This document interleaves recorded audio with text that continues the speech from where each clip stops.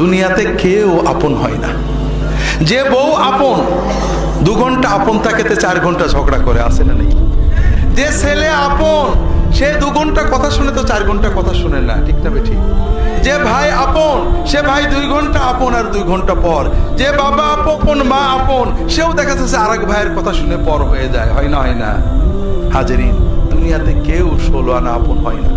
আমাদের এই জীবনটা পরকে আপন করার, মানুষকে খুশি করার জন্য একটা সংগ্রাম। ছোটবেলায় বাবা মাকে খুশি করার চেষ্টা করেছি, পারিনি, কত মারছে, ঠিক না বেঠিক?